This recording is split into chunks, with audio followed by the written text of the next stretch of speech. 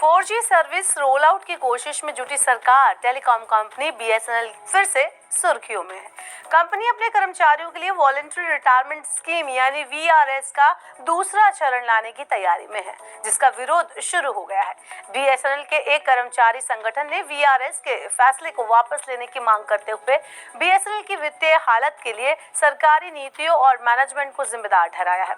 BSNL employees union यानी कि BSNL EU ने सोमवार को कंपनी के सीएमडी ए रॉबर्ट जे रवि को लिखे पत्र में कहा कि बीएसएनएल की वित्तीय दिक्कतों की वजह उनके कर्मचारियों की संख्या नहीं, बल्कि बीएसएनएल का रेवेन्यू बढ़ाने में मैनेजमेंट का नाकाम रहना इसकी असली वजह है।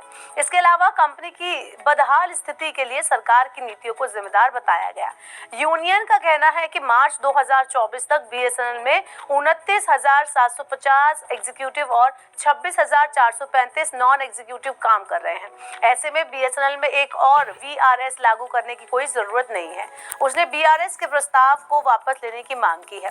यूनियन की ओर से यह आलोचना ऐसे टाइम पर आई है जब कुछ दिन पहले ही इस तरह की खबरें आई थी कि बीएसएनएल के बोर्ड की योजना एक और वीआरएस के जरिए कर्मचारियों की संख्या में 35% तक कटौती करने की है। वीआरएस के तहत कर्मचारियों की संख्या में 18 से 19,000 की कटौती करने का प्रस्ताव रखा गया है।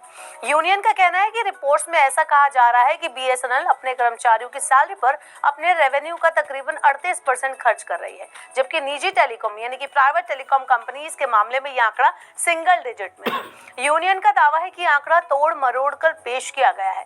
जियो और एयरटेल भारी भरकम रेवेन्यू यानी कमाई कर रहे हैं। इस तरह सैलरी पेमेंट के लिए उनके खर्च का परसेंटेज उनके रेवेन्यू के मुकाबले इनसिग्निफिकेंट यानी कि काफी कम है। यूनियन का कहना है कि 3 रिवाइवल पैकेज मिलने के बावजूद बीएसएनएल अपनी कमाई में पर्याप्त इजाफा करने में विफल रही है। जियो और एयरटेल अपनी 5G सर्विस जो है उसको रोल आउट कर चुकी है, जबकि बीएसएनएल अब भी 2G और 3G सर्विस के भरोसे चल रही है। यूनियन के अनुसार टीसीएस की ओर से बीएसएनएल के 4G उपकरण लगाने में देरी हो रही है। जहां 4G उपकरणों को लगाने का काम पूरा हो चुका है, वहां ग्राहकों को अच्छी वॉइस क्वालिटी और डेटा सर्विसेज में काफी दिक्कतें आ रही हैं। कर्मचारी संगठन का आरोप है कि ये सिचुएशन सरकार की दोषपूर्ण नीतियों की वजह से खड़ा हुआ है, जिसमें बीएसएनएल को नामचीन अंतर्राष्ट्रीय वेंडर्स के बजाय भारतीय वेंडर्स से 4G उपकरण खरीदने के लिए कहा गया है। उन्होंने सवाल उठाया कि जब जियो, एयरटेल और वोडाफोन आइडिया को नोकिया, एरिक्सन और सैमसंग जैसे इंटरनेशनल वेंडर से 4G और 5G उपकरण खरीदने की आजादी है, तो सिर्फ बीएसएनएल को भारतीय वेंडरों से उपकरण खरीदने के लिए क्यों बाध्य किया जा रहा है।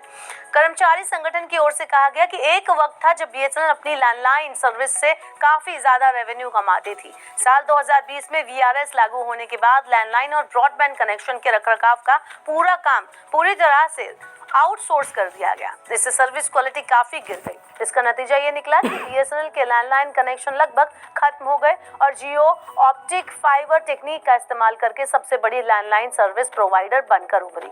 बीएसएनएल एम्प्लॉयज यूनियन का आरोप है कि सरकार की नीतियों और बीएसएनएल मैनेजमेंट की नाकामी की वजह से ही बीएसएनएल की ये सिचुएशन बनी हुई है। हालांकि अपनी गलतियों को सुधारने के बजाय मैनेजमेंट और सरकार दोनों ही ये दिखाने की कोशिश कर रहे हैं कि बीएसएनएल के कर्मचारियों की संख्या ही कंपनी की परेशानियों का कारण है। आपको क्या लगता है, बीएसएनएल आगे चल के